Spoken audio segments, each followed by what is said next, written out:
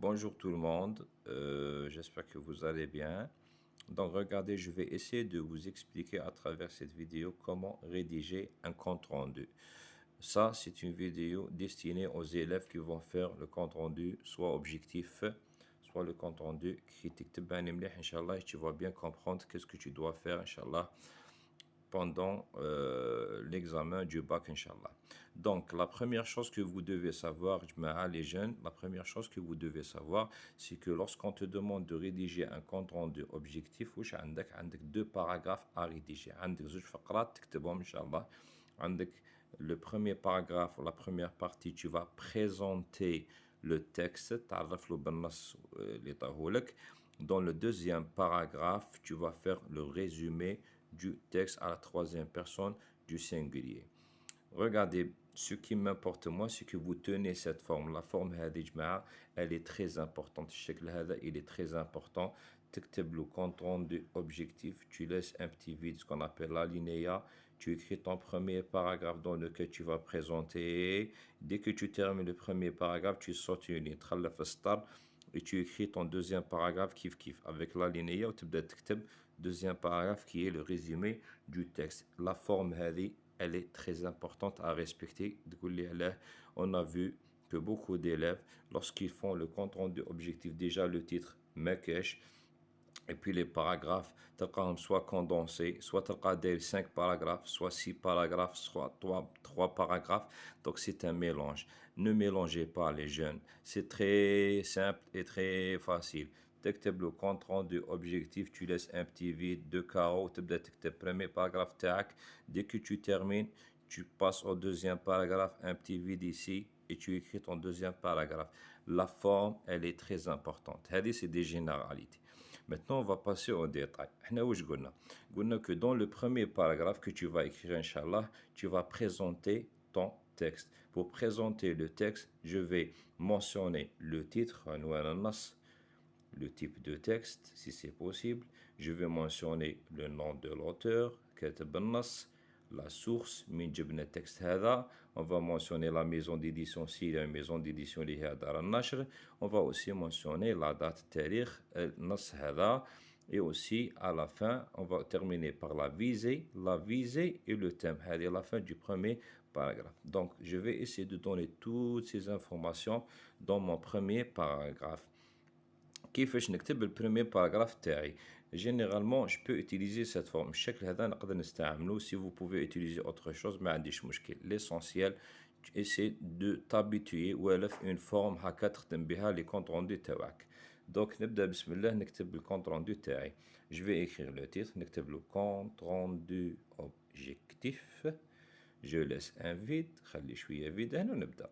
Le texte proposé et intitulé et je mentionne le titre العنوان اللي طاهولي نكتبوه هنايا.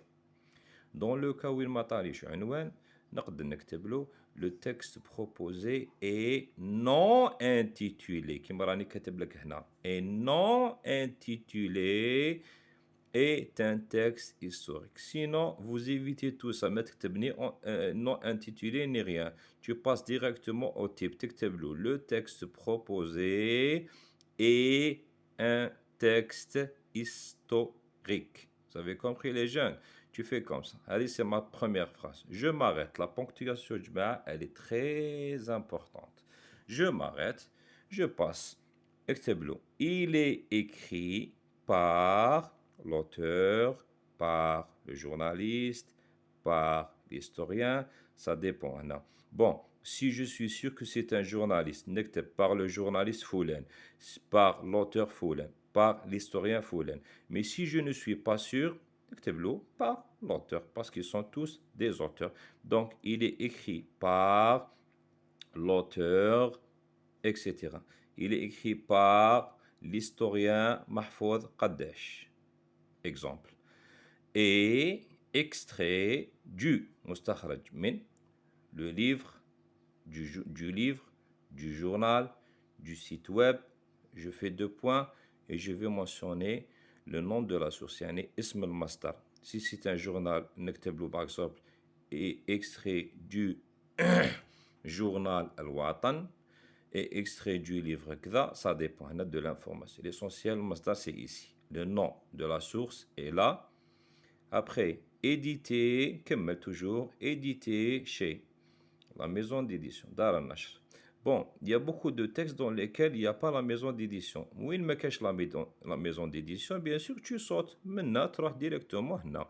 Donc, on dit, مثلا, est extrait du journal Al-Watan, publié directement la date. تقول لي علاش هنا on وهنا le. Il y a une différence entre l'utilisation du on et l'utilisation du le. نقول publié en qui تكون le mois et l'année ou la l'année. Publié en 2005, publié en mars 2005. Exemple. Sinon, publié le qui تكون la date complète. نقول publié le 5 10 2020, le 2 3 2005. Je m'arrête. Ça, c'est le titre. Le texte, pardon, la date. Je m'arrête ici. Après, qu'est-ce qu'il me reste? Il me reste la visée et le thème. Pour la visée et le thème, cet auteur vise, yahdif ila, cet auteur vise à. Ici, je vous ai donné des exemples de visée. Les visées, surtout dans le texte historique. Par exemple, cet auteur vise à informer les lecteurs sur la guerre de libération de 1954. Cet auteur vise à informer et dénoncer les crimes commis par le colonisateur durant le 8 mai 45. Ça dépend des textes. El-Mohim, par la visée et le thème. Tout ça, c'est le premier paragraphe. Titre, auteur, source, type de texte, maison d'édition, la visée et le thème. Dès que je termine mon premier paragraphe, je vais sauter au deuxième paragraphe. الفقرة الثانية. دائما ما بين premier paragraphe deuxième paragraphe je saute une ligne. خلف ستار ونبدا الدوزيام باراغراف تاعي اللي هو ريزومي à troisième personne du singulier. Je laisse un vide كيف ونبدا نكتب التكست تاعي avec cette forme que vous pouvez prendre avec vous. هذه la forme بالشكل هذا تقدروا تدوه معك في الباك pour l'utiliser. Donc le problème des élèves c'est les idées. يقول لي monsieur انا كيفاش نجبد الفكره الاساسيه تاع البريمير باراغراف deuxième paragraphe troisième paragraphe. Ce que je peux vous conseiller c'est qu'il y a des astuces. Il y a des cas et des cas et des cas. Des astuces que vous pouvez utiliser. Il y a des cas des textes historiques. Un cas mais le cas. Il y a généralement dans le cas où votre texte historique est plein de dates. Il y a بزاف les dates. احنا على بالنا بلي la date et son événement c'est les idées essentielles généralement dans le texte historique. واش ندير انا je classe les dates. 1 2, 3, 4, 5 que j'ai trouvé dans mon texte. Je fais deux points, je sors l'événement qui correspond à chaque date sous forme de phrase verbale. Là, c'est pas sous forme de phrase nominale. Donc, ce travail que j'ai fait sur mon brouillon, le brouillon date avec son événement, je vais les classer ici. Première date, deuxième date, troisième date, quatrième date et à la fin la dernière date. Et ça va me permettre d'avoir un résumé. C'est le premier cas. Le deuxième cas, on peut vous donner un texte historique qui parle de la vie d'un moudjahid ou d'une moudjahida. Et généralement, lorsqu'on vous donne un texte qui parle d'un moudjahid ou d'une moudjahida, généralement, on va vous parler de son parcours vie. Ça veut dire de son enfance, de son éducation, de ses actions du militarisme, de sa montée au maquis, de sa mort belek à la fin. هذو هما les idées essentielles du texte. Par exemple, نكتب لك أنا هنايا l'énonciateur commence son texte en montrant l'enfance difficile du moudjahida et ses souffrances. مثلا, c'est un exemple. Ensuite, puis il ajoute que cette combattante est montée au maquis avec les moudjahidines. Ça dépend, ici ça dépend des textes. Mais ce qui est sûr, c'est que lorsqu'on va vous donner un texte qui va parler, qui va rapporter un témoignage ou là, qui va parler de la vie d'un moudjahid ou la moudjahida, basez-vous sur le parcours vie de cette moudjahida, son enfance, ses actions, est-ce qu'elle est montée au maquis, qu'est-ce qu'elle a fait, quelles sont ses fonctions. Est-ce qu'elle est morte à la fin ou là? Je vais classer ces actions et je vais les mettre ici sous forme d'idées principales 1, 2, 3 jusqu'à la fin. Je peux aussi vous donner un conseil. Les jeunes, s'il vous plaît. On peut, dans certains cas, on peut vous donner des questions. la partie compréhension. Et là, on peut vous donner des questions. Ici, on va me donner une question sur le deuxième paragraphe.